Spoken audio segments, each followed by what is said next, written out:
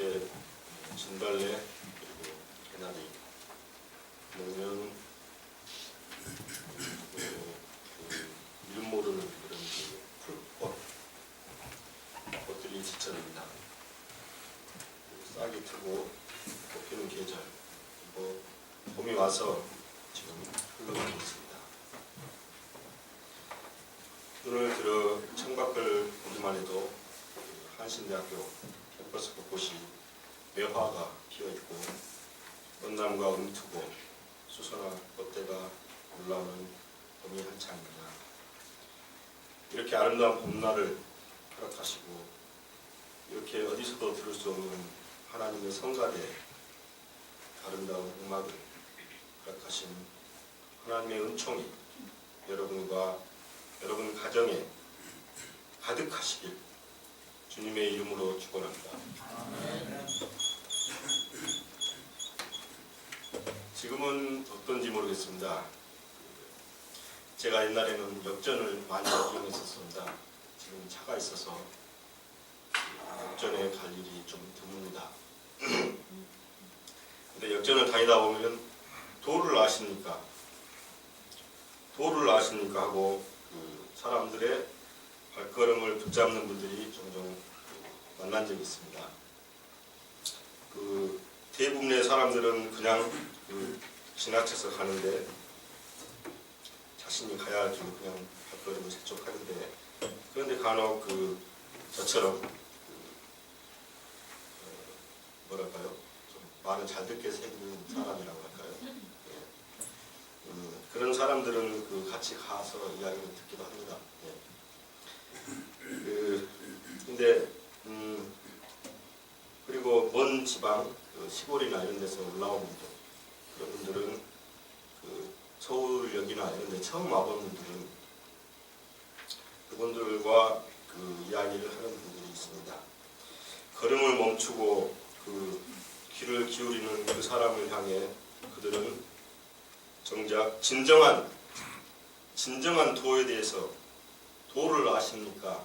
라고, 도를 아십니까? 내가 도를 당신에게 가르쳐 주겠습니다 하고 그 사람을 데리고 가서 한다는 얘기가, 도에 대해서는 말해주지 않습니다.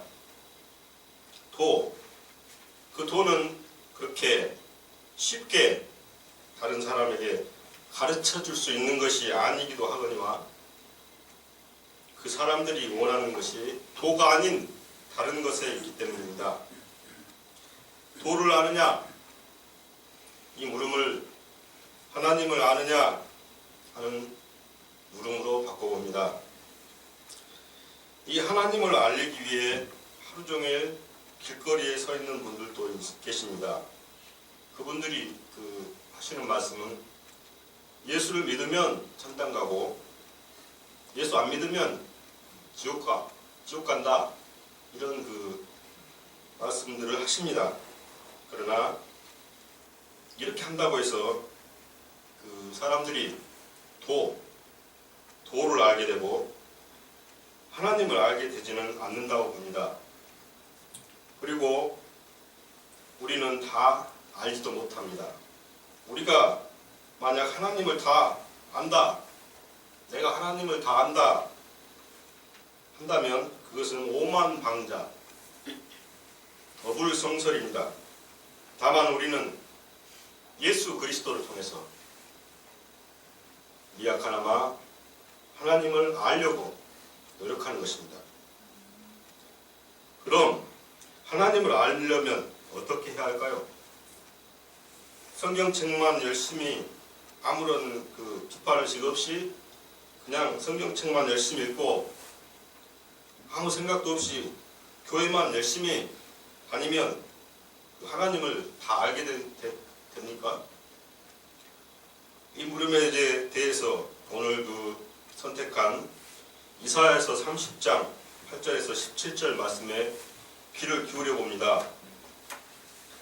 유다 백성이 주님께 묻지도 않고 주님의 뜻과 배치되는 이집트로 가서 피신하고 숨는 그 행위를 한 것에서부터 시작해서 선견자들에게 미리 앞일을 내다보지 말아라, 예언자들에게 우리에게 사실을 예언하지 말고 격려하는 말과 가상 현실을 예언하게 하고 있는 이들 유다 백성에게 하나님께서는 경고하고 계십니다.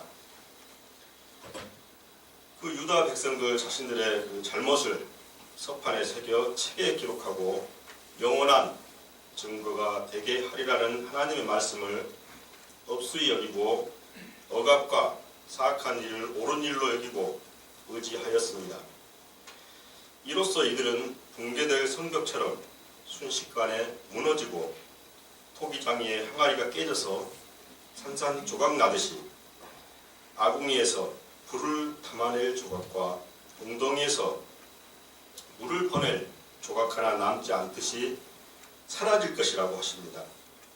그러나 회개하고 마음을 편안하게 하면 구원을 받고 신뢰하면서 힘을 얻을 것이라고 하신 말씀조차도 이마저도 듣지 않고 날랜 말을 타고 달아날 공리만 합니다.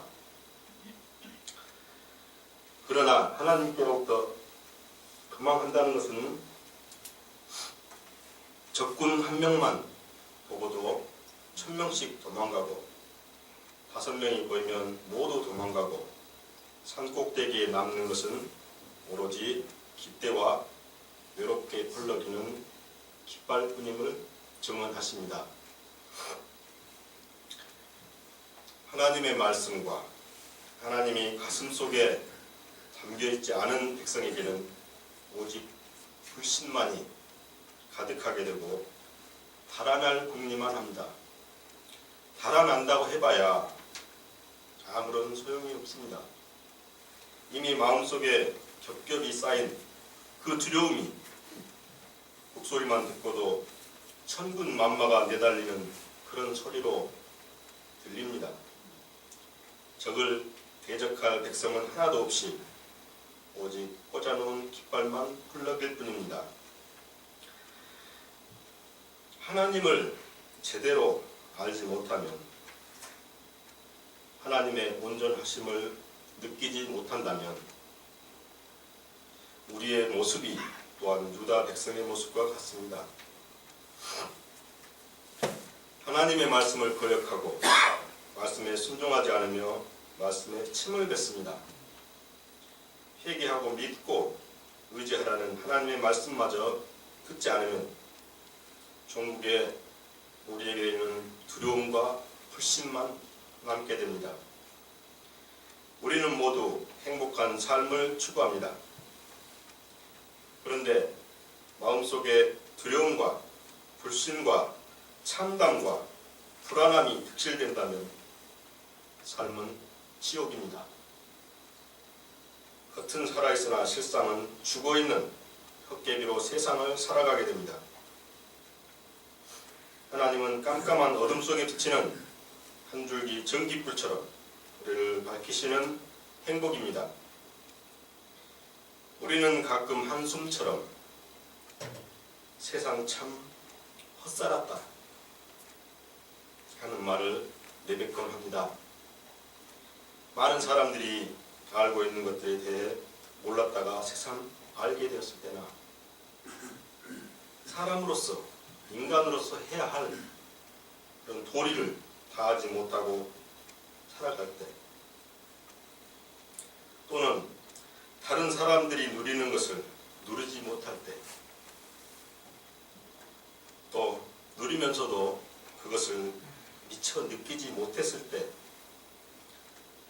우리는 헛살았다, 헛살았다는 말을 합니다. 세상적으로 남들 다 아는 세상 이치를 나만 몰라서 헛살았다고 가슴을 칩니다. 하나님은 우리가 남들은 다 하나님을 알고 하나님을 믿고 바라보며 살아가는데 왜 나만 하나님을 찾지 않고 하나님을 버리고 도망치려고만 하는 그 헛된 살기를 하나님께서는 원치 않으십니다. 하나님을 모르는 채 살아가는 것을 원하지 않으십니다. 하나님께서는 우리가 하나님께로 돌아오기를 언제나 기다리고 계십니다. 구약 본문에서 유다 백성을 통해 하나님을 알기를 권면하고 있습니다. 신약 성경인 오늘 마태복음 23장에서 백성들을 이끄는 그 율법학자들과 바리새파 사람들을 통해 말씀하십니다. 율법학자와 바리새파 사람들의 어리석음과 위선을 통해 하나님을 온전히 알지 못하고 헛개비로 수박 겉핥기로 하나님을 알면서 어떤 행동을 하게 되고 어떤 모습인지를 예수님께서는 말씀하고 계십니다. 모세의 뒤를 이어 모세의 자리에 앉은 율법학자들과 바리새파 사람들은 진실로 하나님을 알려고 하지도 않고 하나님을 알려고 하는 사람에게도 하나님을 알려주지 않습니다. 하나님을 알아가고 있는 사람들에게도 진정한 하나님이 아닌 헛개비를 보여줍니다. 그들은 하나님께서 진정 원하시는 것이 성전의 금과 제단에 제물을 놓고 맹세하는 것이 아니라 성전과 제단을 두고 맹세하는 것임을 그들은 모릅니다. 예수님은 눈에 보이는 제물로 드리는 11조도 중요하지만 눈에 보이지 않는 정의와 자비와 신의와 같은 그런 율법의 중요성을 간과하는 그들에게 생명에 지장이 없는 작은 하루살이는 걸러내면서 삼키면 생명의 위험을 초래하는 커다란 낙타는 삼키는 어리석은 자들이라고 호통치고 계십니다. 겉과 속이 다른 표리부동한 그들에게 먼저 안을 깨끗이 하면 자연히 겉도 깨끗해질 것이라고 가르치고 계십니다. 그럼에도 그들 율법학자들과 바리새파 사람들은 아름답게 해칠한 그런 무덤에 겉과 죽은 이의 뼈와 더러운 것이 가득한 속처럼 겉과 속이 다르다고 화를 면치 못한다고 강조하고 계십니다. 율법학자들과 바리새파 사람들은 허상을 쫓고 있습니다. 하나님의 실상이 아닌 자신들이 만들어낸 그 하나님의 허상을 사람들에게 가르치고 있는 것입니다. 사람들을 인도하는 인도자로서 그들은 더 큰 해악을 끼치고 있습니다. 이러다 보니 예수님의 진노가 더 대단할 수밖에 없습니다. 오늘 하나님께 예배드리기 위해 멋진 옷을 차려입고 얼굴에는 온화하고 아름다운 미소를 머금고 예배당을 향하면서도 정작 지하철에서 만난 노약자에게 자리조차 양보하지 않는 그런 우리의 모습입니다. 예배를 드리기 위해 겉만 번지르르하게 차려입는 것이 중요한 것이 아니라 이웃을 먼저 사랑하고 긍휼히 여기는 마음이 중요하다는 것을 모르는 우리들입니다. 하나님을 온전히 안다는 것, 우리가 하나님의 자녀라는 것을 안다는 것을 깨닫지 못하기 때문입니다. 오늘 선택한 요한계시록 3장 말씀에는 하나님을 안다는 것이 무엇인지, 어떻게 하는 것이 하나님을 알아가고 주님을 닮아가는 것인지에 대해 물음에 말이 있습니다. 한마디로 요약한다면 깨어나라 입니다. 먼저 요한계시록은 그 1장 1절에 기록된 것처럼 예수 그리스도의 계시며 요한의 증언입니다.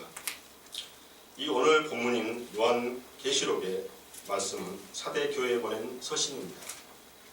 이 서신에서 예수 그리스도는 요한의 입을 빌려 이렇게 말합니다. 너는 살아있으나 실은 죽은 것이다 하고 말씀하시고, 그리고 깨어나라 하고 말씀하십니다. 지금 당장의 현실에만 급급하여 하나님께로 도망가는 백성과 우리를 죽은 신앙으로 이끄는 율법학자들과 바리새파 사람들에게 끌려가지 않으려면 깨어나야 하고, 아직 남아있지만 죽어가는 자들을 굳건하게 하여 깨어있기를 요청하고 계십니다. 깨어있지 않으면 도둑같이 오시겠다고 말씀하십니다. 깨어있다는 것은 하나님을 알기 시작하는 것이며 하나님의 자녀라는 것을 믿고 있다는 것입니다. 이때 하나님은 무엇이며 하나님은 누구입니까? 우리는 예수 그리스도를 통해서만 하나님을 알 수 있습니다. 예수님은 요한복음 14장에서 이렇게 말씀하십니다. 나를 거치지 않고는 아무도 아버지께로 갈 사람이 없고 나를 본 사람은 아버지를 보았다 하고 말씀하셨습니다. 그리고 내가 아버지 안에 있고 아버지께서 내 안에 계시다는 그 말씀도 하셨습니다. 아버지께서 내 안에 계시다는 것을 믿어라. 믿지 못하겠거든 내가 하는 그 일들을 보아서라도 믿어라 하고 말씀하셨습니다. 네가 그 가르침을 어떻게 받고 어떻게 들었는지를 되새겨서 굳게 지키고 회개하여라. 3절 말씀은 요한복음에 예수님께서 하시는 그 일을 보고 믿으라는 그 말씀을 상기시키는 그런 말씀입니다. 예수께서 하신 일, 예수께서 가르치신 것, 그것이 무엇입니까? 예수님께서 보여주신 것이 무엇입니까? 예수님은 우리를 대신해서 죄가 없이, 죄 없는 자가 십자가에 달리셨습니다. 우리를 구원하기 위해 자기 목숨을 버리셨습니다. 누가, 어떤 존재가 나의 죄를, 나의 잘못을 대신해서 자기 자신의 목숨을 버려버릴 존재가, 사람이 어디 있겠습니까? 죄를 짓고도 모르는 어리석은 우리의 그 죄까지 용서하라고, 용서해 주시라고 하신 그 사랑의 마음을 그 누가, 그 어떤 존재가 그런 마음을 품을 수 있겠습니까? 2000년 전에 예수님께서 십자가에 달리신 것이 어째서 우리 죄를 대신 짊어지신 것이냐 하는 그 물음이 생겨날 수 있습니다. 그것은 내가, 여기 서 있는 김현만이가, 우리가 예수님을 죽였기 때문입니다. 왜 예수님을 내가 죽였냐? 왜 예수를 내가 죽였다면, 내가 지금 현재 이 지구에 살고 있는 사람으로서 나라는 생명체는 지구의 탄생으로부터 비롯되었습니다. 생명체의 출현, 지구가 탄생하고 그 지구에 생명체가 출현했습니다. 그로부터 인간은 진화를 거듭해왔습니다. 그로부터 모든 인류는 시작된 것입니다. 예수님 시대의 인류가 저의 조상입니다. 46억 년 우주와 지구 그 역사 속에서, 인류의 그 역사 속에서 보면 예수님의 그 사건은 곧 바로 어제의 이야기입니다. 46억 년 중에 2000년 전이라는 것은 바로 순간이라는 것입니다. 인류의 진화와 그 역사와 나란히 하여 신앙적으로 내가 예수를 죽인 것이며, 그것은 인류의 모든 죄를 포괄하고 있는 것입니다. 여러분, 정말 한번 생각해 보십시오. 어떤 존재가 있습니다. 그는 아무런 죄가 없고 너무 순결하고 너무 깨끗한 그런 존재입니다. 너무 순결한 존재입니다. 그런데 그럼에도 불구하고 자기를 죽이려고 하는 그 사람들이 있습니다. 자기를 죽이려고 하는 그 사람들의 뜻에 따라서 저항도 없이 꼭 그 새끼 양처럼 나를 죽이려고 하는데도 아무런 저항도 하지 않습니다. 그리고 자기를 죽이려고 하는 그 사람들 따라갑니다. 그냥 순하게. 그리고 죄인의 형틀에 결박을 당하고 손과 발에 못이 박히고 가슴에 쇠창이 박히고 머리에는 가시 면류관을 쓰고 죽어갑니다. 죽어가면서도 그는 자기를 죽이는 그 사람들이 몰라서, 저 사람들이 몰라서 그런다고, 저 사람들이 아무것도 몰라서 이런 죄를 짓고 있다고 하나님께 간절히 그들을, 죄를 짓는 그들을 하나님 용서해 주시라고, 용서해 주실 것을 간곡히 기도하고 있습니다. 예수님은 여기서 지금 여기 서 있는 이 김영만이를 비롯한 온 인류, 각 한 사람 한 사람 개인의 죄와 그 죄의 용서를 하나님께 빌고 있는 것입니다. 예수님이 죽임을 당함으로써 그 사건이 종결되어 끝나버렸다면 세상에서 벌어지는 그냥 하나의 어떤 그 평범한 사건으로, 한 죄인의 사형 집행으로 그냥 끝나버렸을 겁니다. 그런데 그렇게 처참하게, 그렇게 억울하게 죽은 그 죽어버린 그 예수를 하나님께서 3일 만에 이렇게 세워버립니다. 또 예수님의 부활만으로 끝나버렸다면 이것은 또한 신화나 어떤 이야기에 불과할 것입니다. 중요한 것은 2019년 3월 31일 지금 여기 서 있는 제가 저 자신이 알고 있는 죄, 또 제 자신이 모르고 있는 죄, 전부를 지금 이 시간에도 예수님께서 저희 하나님께 용서해 주시라고, 하나님, 저 김은만이가 모르고 지은 죄다, 알고 지었던 죄, 하나님 제발 저 인간의 죄 좀 하나님 용서해 주시라고 지금 이 순간에도 빌고 계시다는 것입니다. 더 중요한 것은 이 사건을 받아들인 내가 이것을 내 눈으로 보고 내 귀로 듣고 영적으로 나도 모르는 사이에 그 자리에 꿇어앉아 무릎을 꿇고 참회하고 눈물을 흘리고 고백하고 시인을 하고, 하나님 잘못했습니다 시인을 하고, 그렇게 되어지는, 그렇게 올 수밖에 없고 그렇게 되어져 버리는 그런 하나님의 은총. 그러나 이것은 내가 억지로, 내가 내 힘으로, 내가 내 의지로 그렇게 하려고 하는 그런 것이 아닙니다. 이것은 내 영혼과 내 가슴에 그것이 들어오는 순간 그렇게 되어버리는 겁니다. 바로 이 순간이 구원의 시작입니다. 나 자신이 아무것도 아닌 존재, 나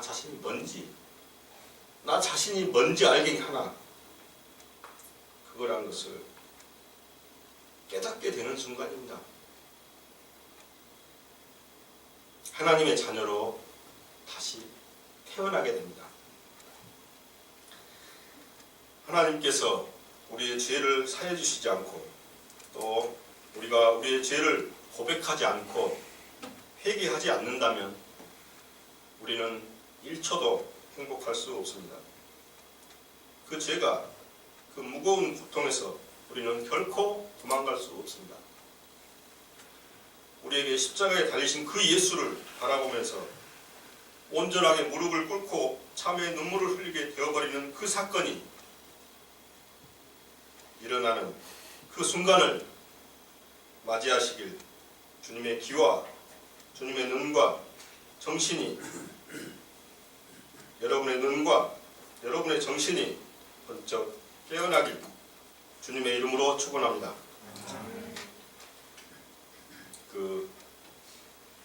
지금 그 세상에 어떤 그 산이 있습니다. 산이 있는데요. 지금 뭐 여러분도 보시다시피 나무들이 그 싹을 틔우고 꽃을 피우느라고 아주 열심히 입니다. 그중 이런 일도 있다고 합니다. 우리가 저 그 산을 보았을 때 산은 아주 많은 나무들로 울창합니다. 그런데 그 나무들 그 사이사이에 그 땅 바닥에 우리 눈에는 보이지 않지만 그 낙엽과 흙 속에 씨앗들이 많습니다. 그 씨앗들이 무슨 씨앗들이냐면요, 그 원시 상태에 있는 산의 경우 전에 살았던 나무가 수명을 다해서 죽습니다. 근데 전에 살았던 그 나무가 수많은 시간 동안 꽃을 피우고 열매를 맺었습니다. 열매를 맺으면 씨앗이 바로 밑으로 떨어지죠. 그 수명을 다해서 씨앗을 떨어뜨리고, 그러면 그 씨앗은 또 낙엽으로 또 흙으로 이렇게 해서 아주 오랜 세월 동안 그게 축적이 됩니다. 쌓입니다. 그래서 그렇게 쌓이는데 그 씨앗들이 왜 그렇게 오랫동안 오랜 시간 동안 싹이 터서 나무로 자라 나오지 않고 계속 땅속에 있었냐? 그것은 큰 나무들의 그늘을 가려버리기 때문에 그 씨앗들이 있는 땅에는 햇빛이 닿지 못합니다. 그래서 그늘이 져서 그 씨앗들이 싹을 틔우지 못한답니다. 그런데 언제고 어느 때고 그 큰 나무가 수명을 다해서 죽는 순간, 죽고 잎이 떨어지면 그 씨앗이 있는 땅에 햇빛이, 따스한 햇빛이 그 씨앗들이 있는 땅을 따뜻하게 데펴준답니다. 그러면 그 땅에 그 기운을 받고 그 씨앗이 그 죽은 것 같이 몇 천 년 동안 그 땅 속에 있던 그 씨앗이 싹을 톡 틔우고 세상으로 나온답니다.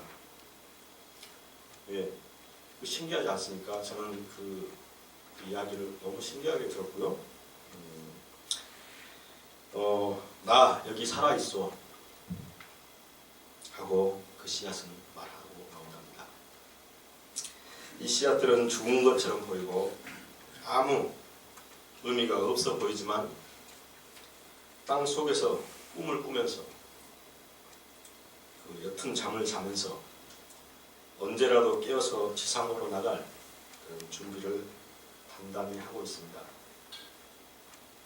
이 씨앗처럼 그 마음 깊숙이 간직된 우리들 한 사람 한 사람의 그 신앙도 결코 깊은 잠 속에만 빠지지 않고 늘 깨어있기를 주님의 이름으로 축원합니다.